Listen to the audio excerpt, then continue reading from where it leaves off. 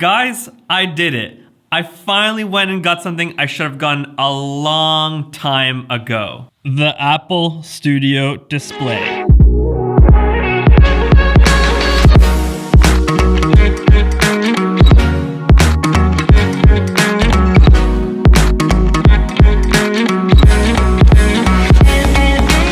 If you follow me on Instagram or here on my YouTube channel, you know that around this time last year, I was looking for an external monitor. And that's because I was constantly editing on my 16-inch MacBook Pro with my neck cranked down like this, and I was just noticing that my neck and my shoulders were super stiff. So I thought I probably should get an external monitor so I actually can keep my head up while editing and just have more relaxed neck and back muscles. Now, initially, I wanted to get the Apple Studio Display, but when I noticed that you gotta spend an extra $400 just to be able to get an adjustable screen monitor, I was like, no way. The screen already cost $1,600, and just out of principle, I felt like it was wrong to pay an extra $400 just for that adjustability. So instead, I got an external monitor from Dell, and at first, it worked pretty well, but all of a sudden I noticed that it started glitching and freezing, and immediately I just returned it, and I went back to my old ways of just editing with my 60-inch MacBook Pro. That is until last week when again, my neck and my shoulders were just super sore, and I decided,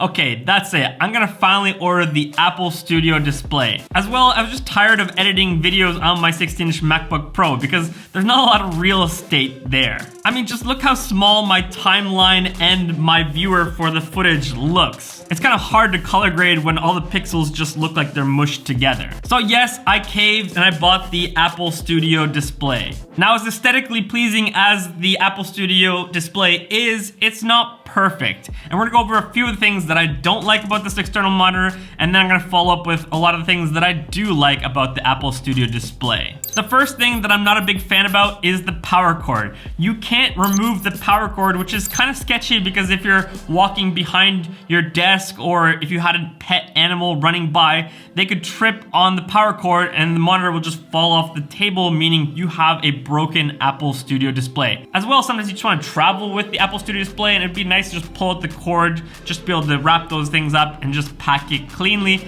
but you can. In my opinion, it's a little bit of a design flaw. Now, the second con about the Apple Studio Display is the 60 Hz refresh rate. Now, for someone like me who's doing mostly photo and video editing, it's not the biggest deal, but let's say I really wanted to get into gaming, then it is a big deal. You want to have the fastest Hertz refresh rate for your screen, especially when you're gaming. As well, it could be a problem for future-proofing. I want this display to last as long as possible, and maybe in the future, technologies need the 120 Hertz refresh rate, so that could be a problem. The third and final con about the Apple Studio Display is the price. The base model starts at $1,600. Then if you want to add the nano textured glass, that's another $300. And then if you want to be able to adjust the height and tilt it, that's another $400. So that's $2,300 in total. Now, I myself just went for the basic model at $1,600 because I realized that I don't need the nano textured glass because, well, I live in Finland and there's not a lot of sunshine coming into my office.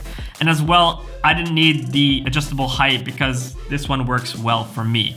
But still, even $1,600 is a lot of money for an external monitor. At the same time though, I feel like with all Apple products, you get what you pay for and you're gonna get a really high quality product. So let's talk about all the pros about the Apple Studio Display. The first thing that I love, which is a given, is the aesthetic. Now, I know for some people that can sound very shallow, but I love the look of the Apple Studio Display and just matches all of my different Apple products. And for me, that's actually really important because if it's gonna be a product that sits on my desk all the time, I want it to look good.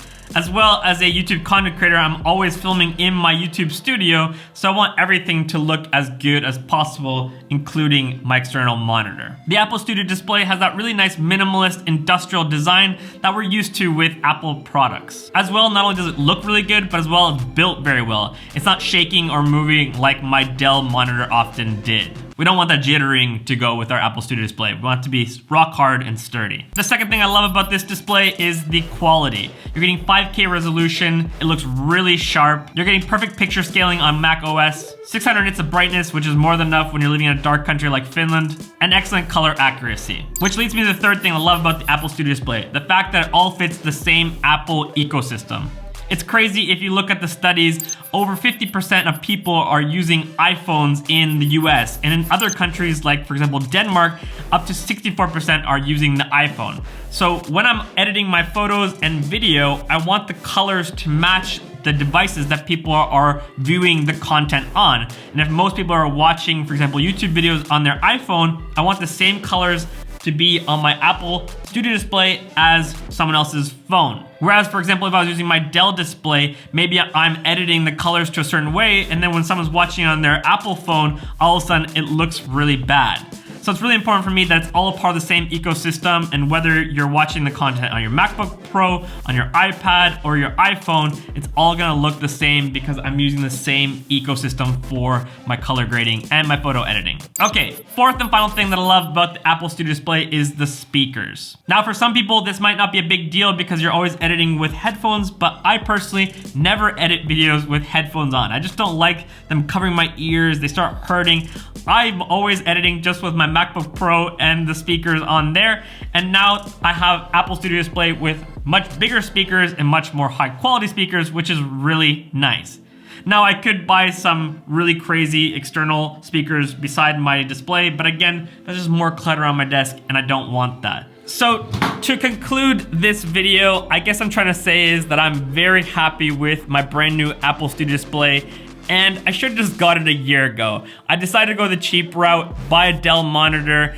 It was shaky, it worked, but all of a sudden, a week or two later, it started glitching and freezing, and it just wasn't a great experience for me. The fact that I returned it after 2 weeks and then just stuck through with editing just on my MacBook Pro 16-inch screen tells a lot. But now with the Apple Studio Display, I'm loving editing on this screen, and I can't see myself returning it very soon. I know, it is a lot of money, but I often feel like a external monitor is kind of like what a lens is to a camera body. Camera bodies come and go, but lenses last for a long time. And I think it's the same with this Apple Studio Display. This is gonna last me for a very long time. I might change my MacBook Pro once in a while, but I don't see myself changing this screen for a long time. Even I remember with the first version of the Apple display, people are still using them, even though it came out like 7 or 8 years ago. So it comforts me to know that, yes, this did cost a lot, but it's gonna last me for a long time. All right, hopefully you guys enjoyed my thoughts about the Apple Studio Display. Once again, if you are new to this channel, make sure you subscribe because I'd love for you guys to enjoy my future videos.